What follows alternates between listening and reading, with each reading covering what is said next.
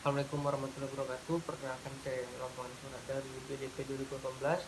Pada kesempatan kali ini saya akan mempresentasikan sedikit tentang tugas pengganti perkuliahan ke-6 tentang mereview jurnal terkait terapan hormon atau bahan alami terhadap pematangan gonad atau pemijahan udang.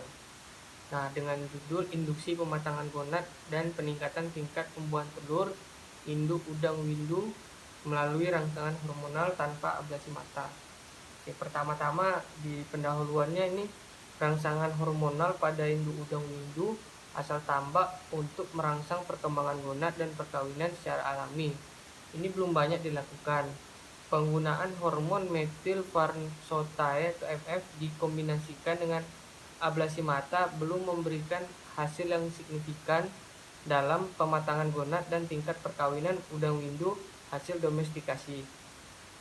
Saat ini rekayasa hormonal pada krustasea, khususnya induk yang berasal dari alam, dilakukan khususnya sebagai upaya alternatif dari teknik ablasi mata dalam mempercepat pematangan gonad.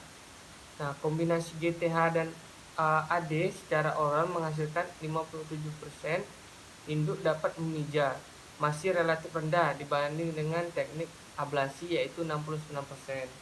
Tingkat pemijahan meningkat hingga 67% jika GTH dan AD dikombinasikan lagi dengan RGH, meskipun tingkat ablasi lebih tinggi yaitu 71%. Penelitian ini bertujuan untuk mengetahui pengaruh injeksi hormon GTH yang dikombinasikan dengan antidopamin terhadap performa induk betina alam tanpa ablasi mata. Selanjutnya masuk ke perlakuan. Penelitian ini dilakukan di instalasi pembenihan udang windu BPP-BAP Maros yang berlokasi di Kabupaten Baru. Perlakuan yang diuji cobakan adalah 1. Injeksi hormon GTH dan antidopamin pada betina udang windu alam tanpa ablasi. Yang kedua, kontrol positif berupa ablasi induk udang windu tanpa injeksi hormon. Nah, hormon yang digunakan pada penelitian ini adalah kombinasi GTH dan AD. Dalam satu ampul bervolume 10 ml, kandungan GTH adalah 500 IU dan AD sebanyak 0,01 mg. Injeksi dilakukan 1 minggu sekali sebanyak 4 kali dengan dosis 0,3 ml per 100 gram berat induk udang. Dosis yang diaplikasikan pada penelitian ini berdasarkan uji pendahuluan yang dilakukan dengan 2 dosis hormon yang berbeda. Udang windu alam yang digunakan pada penelitian ini diperoleh dari nelayan pengumpul di Potere, Makassar dengan bobot rata-rata 102 gram. Sebelum dilakukan penyuntikan, induk udang diadaptasi selama 1 minggu pada media pemeliharaan.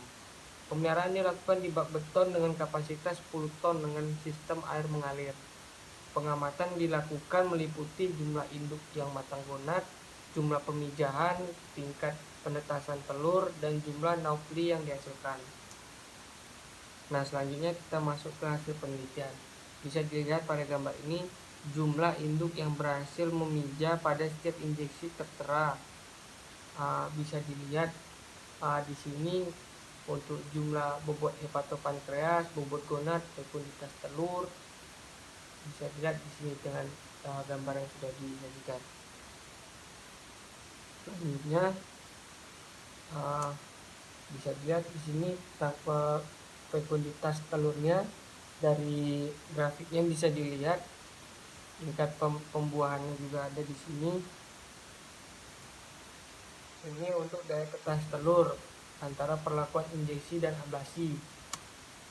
Nah, selanjutnya di tabel 5 ini menjanjikan diameter telur yang dihasilkan dari induk yang diinduksi GTH dan AD dan diablasi. Rata-rata diameter telur dan dari induk yang diinduksi GTH dan AD adalah 29,3 mm, lebih besar dari diameter telur induk yang diablasi. Induksi GTH dan AD pada dosis 0,3 menghasilkan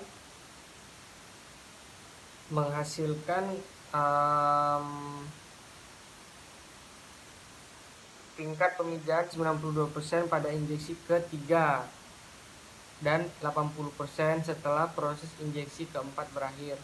menunjukkan bahwa dosis tersebut adalah sudah mampu memicu tingkat kematangan gonad bahkan lebih tinggi jika dibandingkan dengan tingkat pemijahan 60% pada ablasi mata.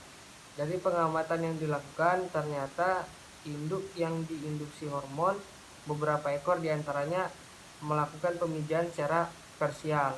Tingginya tingkat pembuahan telur pada induk pasca induksi GTH dan AD pada kontrol mengindikasikan bahwa rangsangan hormonal dapat meningkatkan terjadinya perkawinan alami pada udang windu dalam bak, sehingga hasil yang didapatkan pada penelitian ini nantinya dapat diaplikasikan pada induk udang windu hasil budidaya yang masih mengalami kendala rendahnya tingkat perkawinan alami, yang selanjutnya menyebabkan rendahnya tingkat pembuahan tersebut. Meskipun jumlah telur yang terbuahi dari induk yang diinduksi hormon lebih tinggi dari ablasi,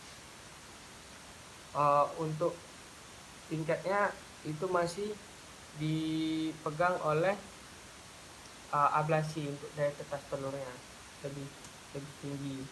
Nah, dari hasil penelitian ini dapat disimpulkan bahwa berdasarkan jumlah induk yang matang gonad, fekunditas serta tingkat pembuahan yang dihasilkan dengan atau melalui aplikasi GTH dan antidopamin secara injeksi cukup dilakukan 3 kali seminggu dengan dosis 0,3 mili per 100 gram udang windu per minggu.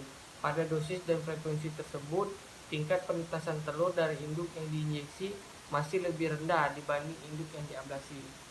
Nah, mungkin itu saja yang dapat saya sampaikan. Lebih dan kurang saya mohon maaf. Assalamualaikum warahmatullahi wabarakatuh.